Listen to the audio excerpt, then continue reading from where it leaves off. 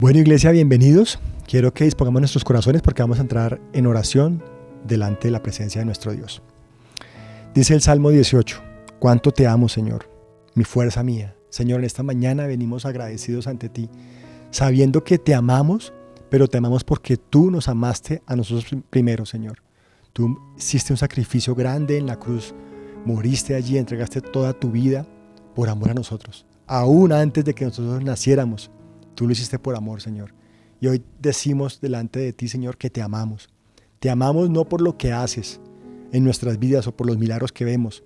No, te amamos por quien tú eres. Tú eres nuestro creador. Tú eres nuestro refugio. Tú eres nuestra roca. Tú eres nuestra salvación. Así como decía Pedro, ¿a quién más iremos?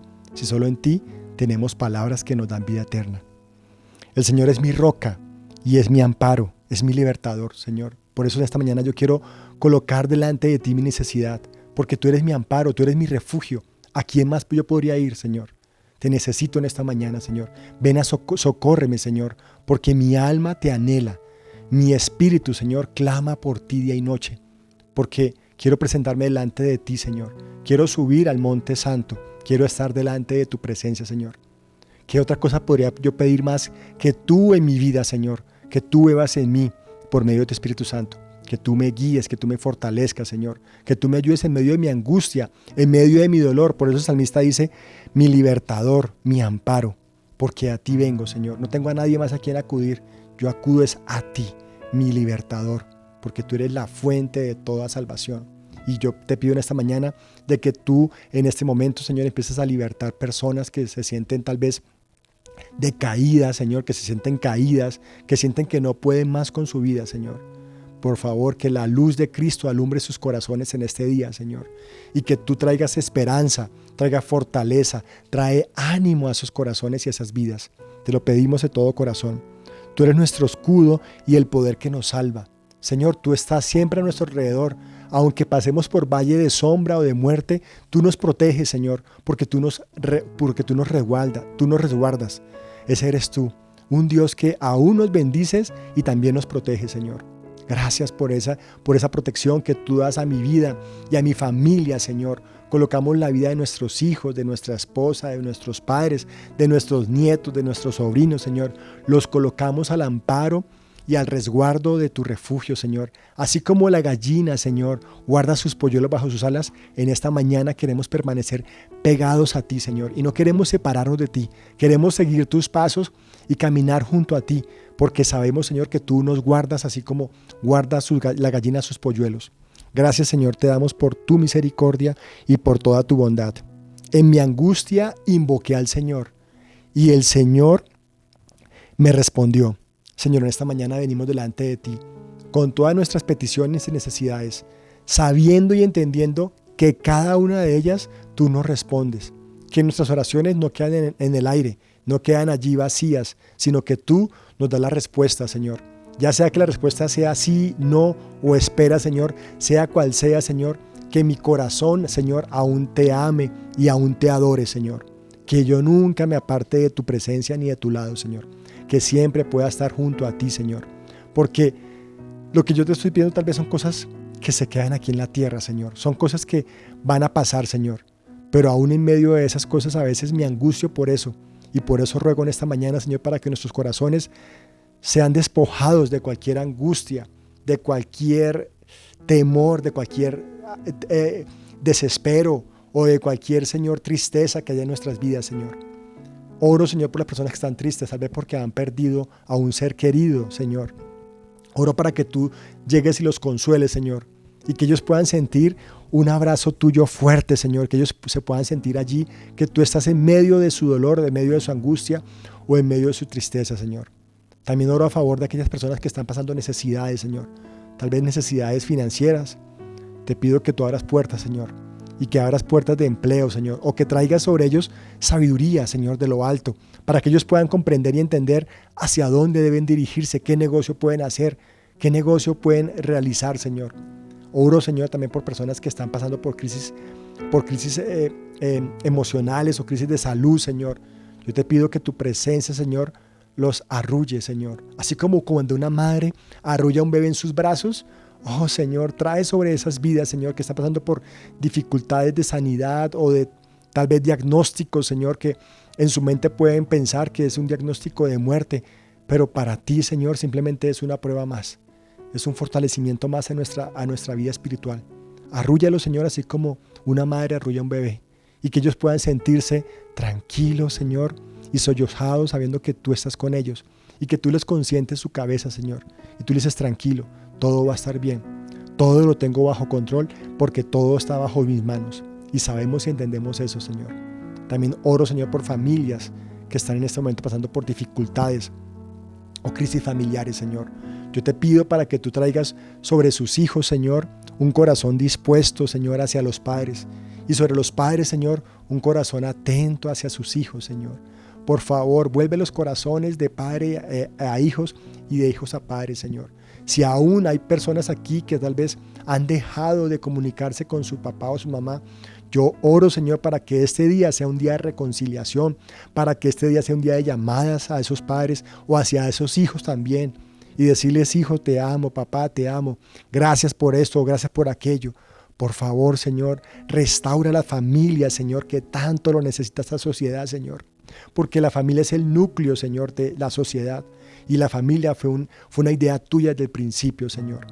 Por eso oro, Señor, para que nuestros corazones sean despojados, Señor, de la envidia, Señor, de tal vez de la comparación que hay entre hermanos, Señor.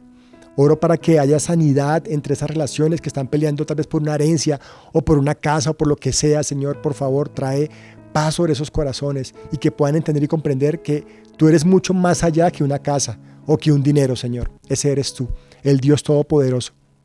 Y en medio del día de hoy, Señor, queremos guardar nuestros corazones en tus manos, Señor, porque el corazón es engañoso, pero de él también mana la vida, Señor, y mi futuro depende de mi corazón. Por eso yo en esta mañana, Señor, te entrego mi corazón, te entrego mi mente, te entrego mi alma y mi vida, Señor, delante de tu presencia, para que tú nos protejas en este día y nos guardes. En el nombre de Cristo Jesús hemos orado. Amén, amén y amén. Es para Él. Apocalipsis dice que toda gloria, toda honra, todo poder le pertenece. Dice que a Él se doble toda rodilla y toda lengua le confiese que Él es el Señor. Así que levémosle adoración. Alza tus manos y dile a Él: Dios admirable, inigualable Rey, verdadero.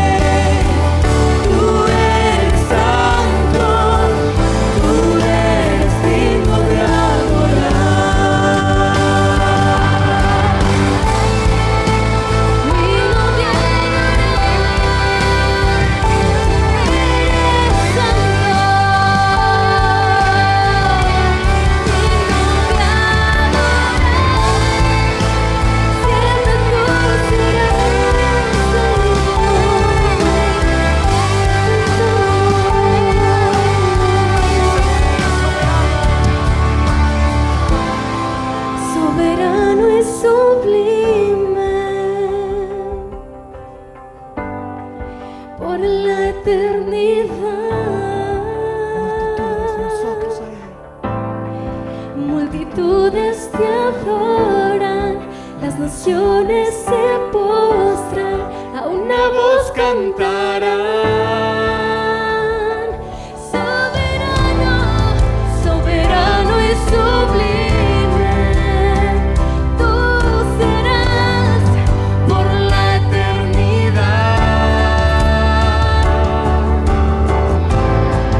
Multitudes te adoran, las naciones se postran, a una voz cantarán.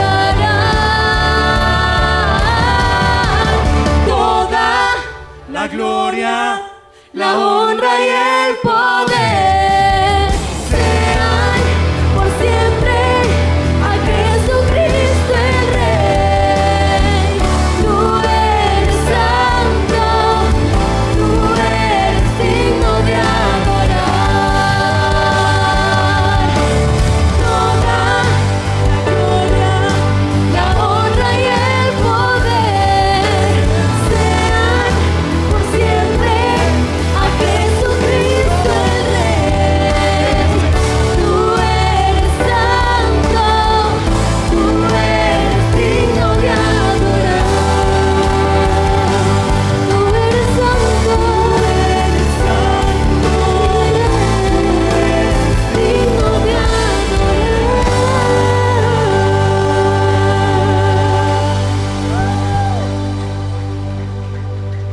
apláudele al Rey, al que es digno de adorar. Hola Iglesia Tierra Deseable, buenos días, bienvenidos a este canal y a este devocional. El día de hoy hay una palabra que ha tocado mi corazón, está en Juan 20 y vamos a trabajar los versículos del 1 al 10. Lo he titulado este devocional, lo he titulado como 3 testigos, 3 miradas, un mismo camino. Entonces quiero primeramente hacer una pequeña como contexto de lo que está ocurriendo aquí en Juan 20, y es que ella habla de la resurrección de Jesús. Recordemos pues que ya ha pasado, digamos, lo que fue la crucifixión, y aquí ya es el primer día, el día domingo, donde vemos que ya van a la tumba de Jesús para hacer sus respectivos rituales, pero la tumba la ven abierta y la ven vacía. Entonces prácticamente aquí lo que demuestra es la victoria que tuvo Jesús sobre la muerte, sobre el pecado, y es el fundamento por el cual nosotros tenemos nuestra fe puesta en Jesucristo. La lección clave aquí es que aquí hay unas 3 personajes. Está María Magdalena, está Juan, el apóstol, y está Pedro también, apóstol. Estos 3 personajes tienen una visión diferente a la resurrección, y eso es lo que queremos tratar en este día.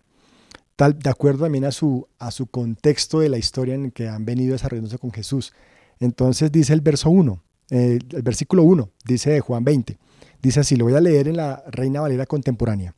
Dice así: el primer día de la semana, muy temprano, cuando todavía estaba oscuro, María Magdalena fue al sepulcro y vio que la piedra del sepulcro había sido quitada. Recordemos primeramente que este personaje o esta persona, María Magdalena, había acompañado a Jesús hasta su crucifixión y muerte. O sea, ella vio en carne propia, de sus propios ojos, vio cómo Jesús moría en la cruz del Calvario. Entonces, aquí María yo creo que venía, digamos, muy temprano y decía que viene muy temprano y oscuro. O sea, ella venía, digamos, tal vez con dolor en su corazón, venía triste, venía confundida por lo que había ocurrido con su maestro, con nuestro maestro, con Jesús, y ella estaba de pronto acongojada, estaba triste. Pero ella, aquí yo quiero rescatar algo de ella, y es que ella, aún así, con toda esa frustración, con todo ese dolor, con toda esa angustia, con toda esa tristeza en su corazón, ella se levantó temprano de buscar a Jesús, de ir a buscar su cuerpo. Entonces aquí representa el amor profundo que María tenía con respecto a Jesús, incluso en medio del dolor o la confusión que ella tenía. Ella va al sepulcro temprano sin esperar ningún milagro, simplemente va queriendo honrar, digámoslo así, el cuerpo, o honrar a su maestro, a Jesús, en su cuerpo. Y la reacción al ver la tumba vacía, pues ella ella piensa en su momento que la piedra cuando fue quitada, ella lo primero que pensó fue que el cuerpo del maestro había sido robado. Eso fue lo que ella pensó en ese momento. Entonces, muchas veces buscamos a Dios con sinceridad, pero no comprendemos la magnitud de la obra que Él ha hecho y que hace también en nuestras vidas. La obra que Él ha hecho, pues la muerte y resurrección por nuestra vida, por nuestra salvación, por nuestra vida eterna. En este contexto, pues digamos que María representa a quienes aman a Jesús, pero que necesitan una revelación para entender un poco más su poder. En el verso 2 habla entonces que después de que María vio el sepulcro abierto y que la piedra había sido quitada, entonces fue corriendo a Simón Pedro y al otro discípulo, a aquel a que Jesús amaba. Y les dijo, se han llevado del sepulcro al Señor y no sabemos dónde lo ha puesto. Recordemos que aquí cuando habla del discípulo a quien Jesús amaba, se está refiriendo es al apóstol Juan. Entonces, María Magdalena apenas vio que la piedra estaba corrida, inmediatamente lo que hizo fue que no entró, simplemente corrió nuevamente a avisarle a Pedro y a Juan que el cuerpo del maestro había sido robado, sin ella cerciorarse realmente qué había pasado. Entonces, lo que hace aquí María, pues es simplemente interpretar el robo del cuerpo de Jesús. El verso 3 y 4, vamos a leerlo rápidamente, dice Pedro y el otro discípulo, o sea Juan, salieron y fueron al sepulcro. Corrían los dos juntos, aunque el otro discípulo, o sea Juan, corrió más aprisa que Pedro y llegó de primero al sepulcro. En este muestra el detalle de urgencia de los dos, de Pedro y de Juan, de saber qué es lo que estaba pasando y qué había acontecido con el cuerpo del maestro. Entonces aquí me place algo y es que Juan llega primero. O sea, el primer apóstol, después de correr juntos, Juan se adelanta a Pedro y llega primero a la tumba donde hayan puesto el cuerpo de Jesús. Dice el verso 5, cuando se acercó para mirar, vio los lienzos puestos allí, pero no entró. Entonces aquí vemos algo que Juan llegó de primero, después de Pedro, primero llegó Juan que Pedro, y él lo que hizo fue como asomarse simplemente a la cueva donde estaba el cuerpo de Jesús, asomarse y se quedó allí mirando como que qué es lo que estaba pasando. Entonces, y dice la palabra es clara, dice que no entró, o sea, él se quedó desde afuera mirando qué es esto, qué es lo que ha acontecido. Juan, vemos aquí a Juan como que cauteloso, como que qué está pasando, como cuando uno entra pronto a una casa y ve como que las cosas, algo está pasando, uno entra como cauteloso, como mirando a ver qué fue lo que pasó, algo así. Yo creo que él lo que vio allí fue los lienzos o digámoslo así, como las telas con que habían envuelto a Jesús.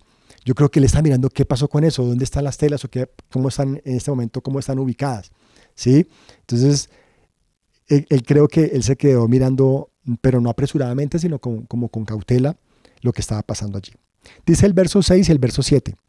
Tras él, o sea, después, llegó Simón Pedro y entró en el sepulcro. Entonces, Juan llegó, se quedó observando desde afuera y detrás de él venía Pedro también corriendo. Pero Pedro no se quedó con Juan. Pedro inmediatamente lo que hizo fue entrar directamente al sepulcro donde estaba el cuerpo de Jesús, donde había estado el cuerpo de Jesús. Entonces, ¿qué hizo Pedro? Dice Pedro, y vio los lienzos puestos allí. Pero el sudario que había estado sobre la cabeza de Jesús no estaba puesto con los lienzos, sino que estaba enrollado en un lugar aparte. Entonces, aquí Pedro vio desde otra perspectiva que estaba la tela, el lienzo estaba, digámoslo así, estaba encima donde estaba el cuerpo de Jesús, pero el lienzo, la cabecera que tenía como en su cabeza, no estaba en el mismo lugar.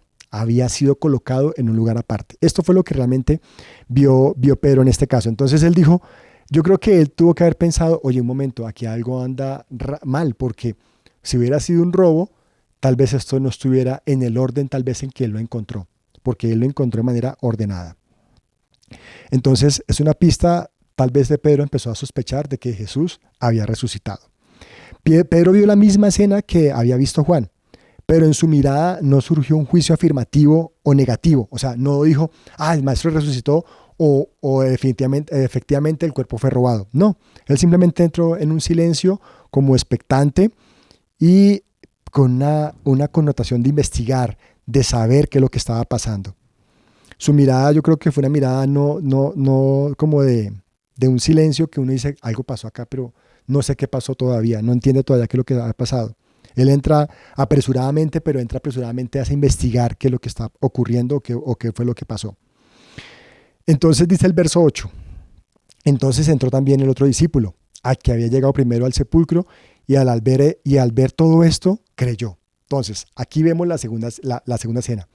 Entró Pedro, el otro discípulo Juan se quedó afuera, pero cuando ya vio que Pedro había entrado, después él entró después a Pedro. Pero entonces él sí tiene una connotación diferente a la que tuvo Pedro. Y es que aquí la palabra nos aclara que al ver todo eso, o sea, al ver cómo estaba el lienzo y cómo estaba el sudario, él creyó que ya Jesús había resucitado.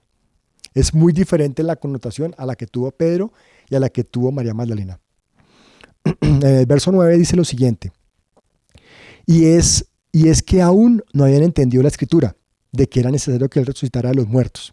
Entonces, a pesar de las enseñanzas previas que ya Jesús le había hecho a sus discípulos, ellos todavía no entendían lo que estaba ocurriendo y todavía digamos que sus ojos no habían sido abiertos, sus ojos espirituales no habían sido abiertos a la resurrección del Maestro o de Jesús. Entonces vamos al verso siguiente, que fue el verso 10. Después dice el verso 10, y los discípulos volvieron a sus casas. Comentario, aunque hayan visto algo extraordinario, aún no sabían cómo procesar esa información. Entonces yo creo que ellos se fueron como pensativos, ¿qué habrá pasado con el cuerpo de Jesús? ¿Dónde estará? ¿Quién lo tendrá? ¿Sí? Cada uno de acuerdo a su visión de lo que estaban viendo de la tumba vacía. Entonces quiero aquí rápidamente echar una mirada de cada personaje. El primer personaje que vimos, que ingresó o que no ingresó, sino que vio simplemente desde lejos la roca movida, fue María Magdalena. Entonces María Magdalena, ella llega muy temprano, pero movida por el amor hacia Jesús, por eso fue en la oscuridad, aun cuando era oscuro, y aún en medio de su dolor, porque recordemos que ella vio todo lo que le había acontecido a Jesús. O sea, ella estaba en su corazón, yo creo que había mucho dolor por lo que había pasado.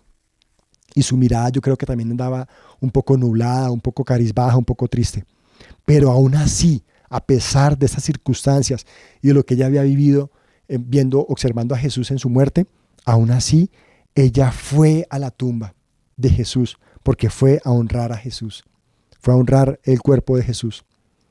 Entonces, a veces nos sentimos confundidos, a veces nos sentimos tristes, y lo que muchas veces hacemos es que buscamos la alternativa de buscar la solución, mas no vamos efectivamente a la fuente, que en este caso es Jesús, como lo hizo María Magdalena. Entonces, la mirada de María es la mirada de un corazón roto. El segundo personaje es Pedro, y la mirada de Pedro es aquella persona que falló. Recordemos que Pedro había fallado porque Pedro había negado a Jesús, lo había negado 3 veces antes de que fuera crucificado. Y Jesús, ya le había advertido a Pedro lo que iba a pasar. Entonces Pedro tal vez sentía, en su mirada había como esa mirada como que hizo algo malo, o sea, sabía que había hecho algo malo con Jesús, pues lo había negado, pero recordemos que aún no había tenido todavía el perdón de Jesús. O sea, el perdón de Jesús vino después, entonces él estaba como un poco, su mirada fue un poco, digamos como en busca, pero sin decir ni afirmar ni negar lo que había ocurrido. Simplemente él fue como una mirada analítica de observar y de mirar las cosas, pero no dijo nada en su juicio, no dijo nada. Simplemente yo creo que él pensó sus cosas, pero se quedó callado. Él no dijo nada. Entonces Pedro entra sin miedo, pero con un pasado reciente de negación. Y esto yo creo que es lo que lleva a Pedro a no decir ni una palabra, simplemente a observar. Su mirada es la de alguien que requiere y necesita urgentemente una restauración. Y por eso vemos que ya después de Jesús le dice a Pedro 3 veces, Pedro, me amas, Pedro, me amas, Pedro, me amas. Y por eso fue allí donde Pedro obtuvo su restauración. Entonces, a veces no nos atrevemos a acercarnos a Jesús cuando sentimos que le hemos fallado, cuando nos sentimos culpables. Y esa es la gran misión del enemigo, que tú te sientas culpable, te sientas poca cosa y que te sientas indigno de entrar confiadamente a la presencia de nuestro Señor Jesucristo. Entonces, esa es la invitación de hoy, de cambiar nuestra actitud y de poder entrar confiadamente a pesar que le hayamos fallado a Él. Y la tercera mirada es la del discípulo amado o del apóstol Juan. Entonces, es la mirada que alguien cree, del que cree, porque recordemos que allí en el versículo 8 dice que él creyó. O sea, cuando él entró a la tumba, él creyó. ¿Y qué creyó él? Pues que Jesús había resucitado. Entonces, él ve y cree, aunque no lo entiende todo el momento, pero él creyó. No lo entendió todo, pero él creyó, porque después la Escritura dice que volvieron a la casa, pero no entendían todavía lo que estaba ocurriendo. Entonces, su fe nace de la evidencia y del amor. Eso es lo que nace, lo que vio Juan, porque recordemos que Juan primeramente se acercó, pero él se quedó observando desde lejos, y después, ya que entró Pedro, él sí entró después. Entonces, aquí es que nosotros podemos creer que tenemos todas las respuestas, pero definitivamente lo que tenemos que hacer primeramente es confiar en Jesús.